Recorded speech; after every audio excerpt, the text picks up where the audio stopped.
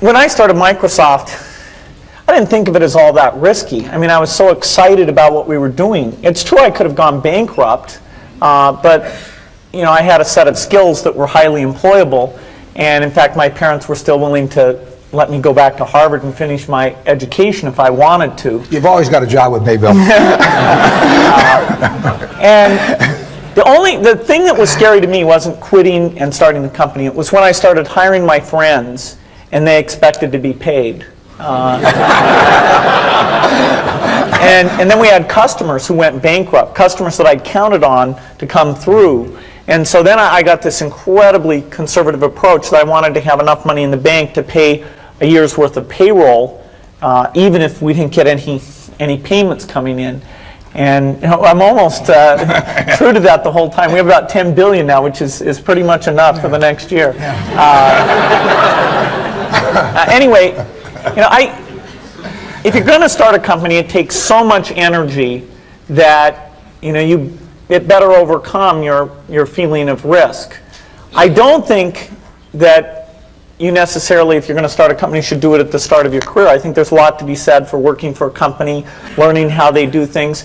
You know, if you're young, it's hard to go lease premises. They made that hard for me. You couldn't rent a car when you were under 25 at the time, so I was always taking taxis to go see customers. People would say, well, we're going to go have a discussion in the bar. Well, I couldn't go to the bar.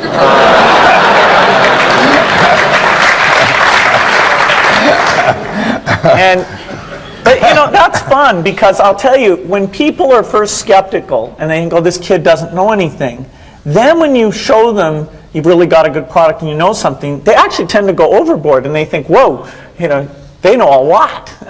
Let's really do an incredible amount with these people. So our youth, at least in this country, was a huge asset for us once we reached a certain threshold. It's hard to hire older people because they'll be a little bit conservative about whether they should come and take the risk. And it took 3 or 4 years before we could go out into the normal sort of employment pool. But those problems that come with starting a firm, you better think of those as part of the pleasure, part of the challenge that is part of the excitement. I want to thank Harvard for this honor. I'll be changing my job next year, and it will be nice to finally have a college degree on my resume. I applaud the graduates for taking a much more direct route to your degrees. For my part, I'm just happy that the Crimson called me Harvard's most successful dropout. I guess that makes me valedictorian of my own special class. I did the best of everyone who failed. But I also want to be recognized as the guy who got Steve Ballmer to drop out of business school.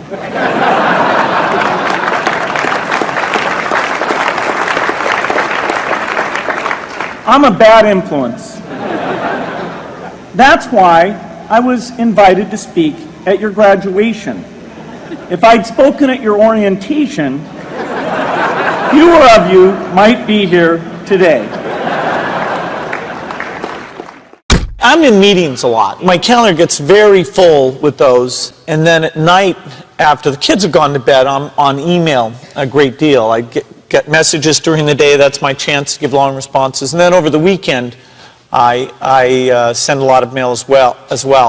I take 2 weeks a year to just go off and read and think, where I'm not interrupted by work or anything else. I'm just solidly trying to think about the future, and people get to send me things to read as part of that so-called Think Week. So it's a nice mix of things. About 25% of the time that I'm out traveling around, meeting with customers, Europe, Asia, and that sort of helps me think, okay, do we have the right priorities? What are people responding well to, and what would they like to see us do better? Hello, I'm Bill Gates, Chairman of Microsoft. In this video, you're going to see the future, Windows.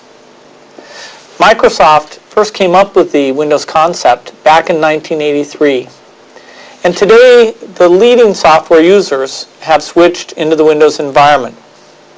It's really incredible how quickly our powerful applications like Word and Excel and PowerPoint have been adopted. It's not just Microsoft applications. Even companies like WordPerfect and Lotus have now come out with Windows applications. And every week we see new innovative work. It's really attracting all the innovation in the industry. We predicted this a long time ago, and now it's the future. The key point there is you've got to enjoy what you do every day. And for me, that's working with very smart people. It's working on new problems. You know, every time we think, hey, we've had a little bit of success, we're pretty careful not to dwell on it too much because the bar gets raised. I love bridge. Bridge helps you think. It's a game you can play your entire life and keep getting better and better. I think anybody who's good at bridge is going to be great at a lot of things. So I really encourage people to get involved, and I want to thank the people who've put things together for juniors. They'll be thanking you the rest of their life because bridge is such a great sport. I'd talk to my dad, I'd talk to Warren, I'd talk to my wife Melinda.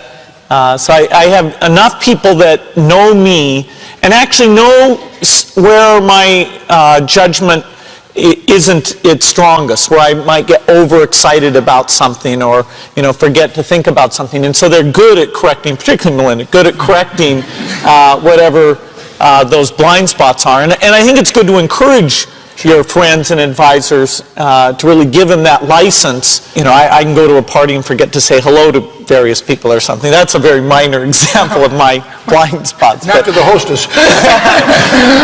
Melinda would help me do that. Yeah, she would, So a small number of people that you can turn to on certain key things is a great asset. My best business decisions really have to do with picking people. Deciding to go into partnership with Paul Allen is probably at the top of the list. And then subsequently hiring a friend, Steve Ballmer. And having somebody who you totally trust, who's totally committed, who shares your vision and yet has a little bit different set of skills, and also acts as a check on you. Some of the ideas you come up with, you run by them because they're going to say, hey, wait a minute. Have you thought about this and that? And just the benefit of sparking off of somebody who's got that kind of brilliance. It's not only made it fun, but it's really led to a lot of success. So picking a partner is crucial.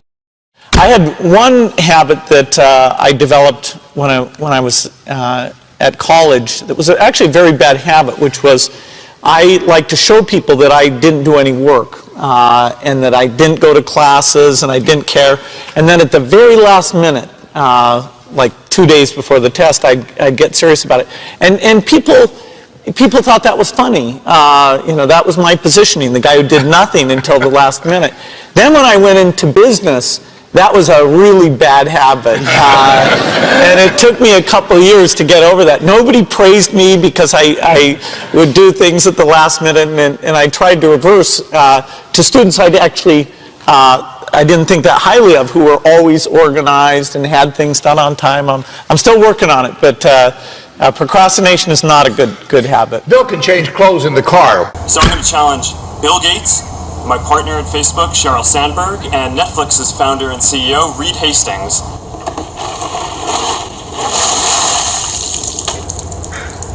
I'm glad to give to ALS. It's a great cause, but I want to accept this challenge. I want to do it better than it's been done.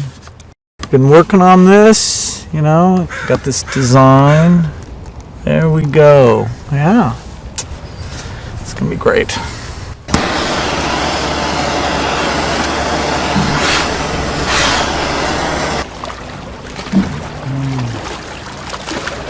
I'm here to join the people bringing attention to Lou Gehrig's disease by taking the ALS Ice Bucket Challenge. I'm going to challenge 3 more people: Elon Musk, Ryan Seacrest, and Chris Anderson of TED. Consider yourself challenged. You have 24 hours. Good luck.